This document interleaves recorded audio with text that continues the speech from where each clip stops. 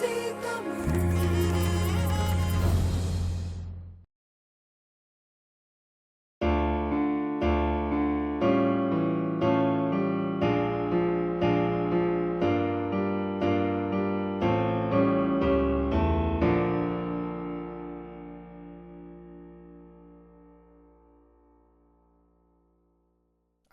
தமிழ் நேயர்கள் அனைவருக்கும் என் அன்பு வணக்கம். சமயத்துக்கும் மொழிக்குமான தொடர்பில் ஆறுமுக நாவலர், மறைமலையடிகளார் போன்றவர்கள் கோயிலுக்கு உள்ளே வருவதற்கு தாழ்த்தப்பட்டவர்களுக்கு சில நிபந்தனைகளை விதித்தார்கள். இன்னமும் சரியாய் சொன்னால் அந்த நிபந்தனைகளை கூட ஆறுமுக நாவலர் ஏற்கவில்லை. அப்படி சில நிபந்தனைகளை விதித்தவர் மறைமலையடிகள்தான். அவர் விதித்த 3 நிபந்தனைகள் என்று நாம் கூறலாம். ஒன்று, தங்களை தாழ்த்தப்பட்டவர்கள் தினமும் தூய்மைப்படுத்தி கொள்ள வேண்டும், குளிக்க வேண்டும், நல்ல உடைகளை அணிய வேண்டும். 2வது, புலால் உணவை மறுக்க வேண்டும். 3வதாக, தங்கள் பெயர்களை நல்ல தமிழ் சைவ பெயர்களாக மாற்றிக்கொள்ள வேண்டும். வெறும் தமிழ் பெயர்கள் என்று சொல்லவில்லை அவர், தமிழ் சைவ வெள்ளாள பெயர்களாக மாற்றிக்கொள்ள வேண்டும் என்று குறிப்பிட்டார். இந்த வேறுபாடு அல்லது முரண்பாடு எங்கே வருகிறது என்றால், இந்த மதம் சார்ந்த வழிபாடுகளில் கூட 2 முறைகள் இருக்கின்றன என்பதை நாம் முதலில் உள்வாங்கிக் கொள்ள வேண்டும். ஒன்று பெருந்தெய்வ வழிபாடு, இன்னொன்று சிறு தெய்வ வழிபாடு என்று சொல்லப்படுகிறது.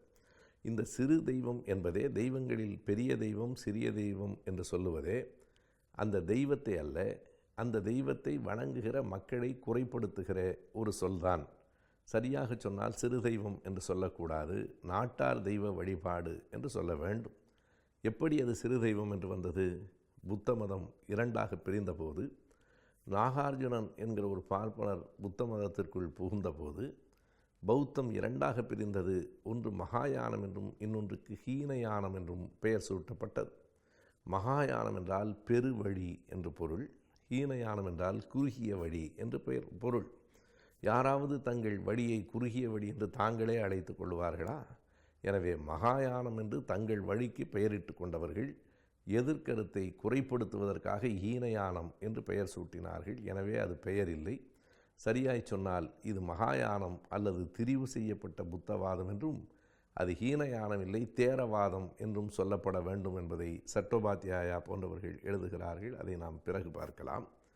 அப்படித்தான் சிறு தெய்வ வழிபாடு என்கிற அந்த தொடரை வள்ளலாரும் கூட பயன்படுத்துகிறார். சித்தெல்லாம் எனக்கு சிறுபிள்ளை விளையாட்டு என்கிறார். சிறு தெய்வ வழிபாட்டை வள்ளலார் ஏற்கவில்லை, ஆறுமுக நாவலர் ஏற்கவில்லை, மறைமலை அடிகளாரும் ஏற்கவில்லை.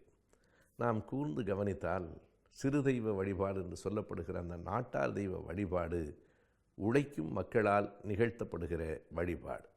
எனவே உழைக்கும் மக்களினுடைய வழிபாட்டு முறையை புறக்கணிப்பது என்பது சரியானதில்லை என்பதுதான் என் போன்றவர்களின் கருத்து.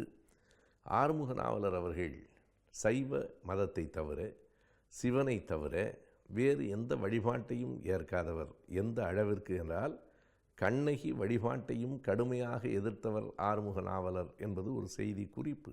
பலர் ஆறுமுக நாவலரை பற்றி அறியாமல் இருக்கிற பகுதி. கண்ணகியை தெய்வமாக இன்றைக்கும் யார் கூடுதலாக போற்றுகிறார்கள்? தமிழ்நாட்டை விட கண்ணகி கூடுதலாக போற்றப்படுகிற இடம் பகவதி அம்மன் என்கிற பெயரில் மலையாளத்திலும், அதே கண்ணகி அம்மன் வழிபாடு என்கிற பெயரில் ஈழத்திலும் தான் கண்ணகி மிகப்பெரிய தெய்வமாக போற்றப்படுகிறாள். தமிழ்நாட்டிலே கூட அந்த அளவுக்கு போற்றுதல் இல்லை. ஆனால் கண்ணகி வழிபாட்டை ஆறுமுக நாவலர் மிக கடுமையாக மறுத்தார். அதற்கு காரணம், இந்த சிலப்பதிகாரம் என்கிற இலக்கியத்திலே இருந்து வருகிற கண்ணகி என்கிற பாத்திரத்தை தெய்வத்திற்கு, சிவபெருமானுக்கு இணையாக வைப்பது என்பதை ஆறுமுக நாவலரால் ஏற்க இயலவில்லை. எனவே அப்படி மொழி வழியாக வந்தாலும், இலக்கியம் சார்ந்திருந்தாலும், அவற்றை சமய கடவுள்களுக்கு இணையாக நிறுத்திவிடக்கூடாது என்பதில் நாவலர் உறுதியாக இருந்தார். மறைமலையடிகளாரை பொறுத்தளவு சிறு தெய்வங்களை அவர் ஏற்கவில்லை. இந்த சிறு தெய்வம் என்று சொல்லப்படுகிற நாட்டார் தெய்வ வழிபாடு என்பது ஒரு பண்பாட்டு மரபு. நாம் பார்க்கலாம், பெரும் தெய்வ வழிபாடு என்று சொல்லுகிற கோயில்களில் சிவன் வழிபாடு, வைணவன் வழிபாடு, சக்தி வழிபாடு, பிள்ளையார் வழிபாடு, முருகன் வழிபாடு ஆகியவை நிகழ்கின்றன.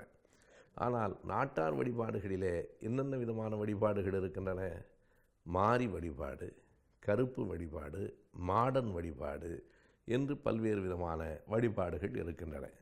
இவை இரண்டுக்கும் என்ன வேறுபாடு? இவை இரண்டு குறித்தும் தமிழ் மொழி இலக்கியங்களில் என்ன, எப்படி, எங்கே சொல்லப்பட்டிருக்கிறது என்கிற விவரங்கள் நம்முடைய மொழியும் மானுடமும் என்கிற பரந்துபட்ட தலைப்புக்கு மிக தேவையான ஒன்றாக இருக்கிற காரணத்தால் அதனை நாம் அடுத்த பகுதியில் பார்க்கலாம்.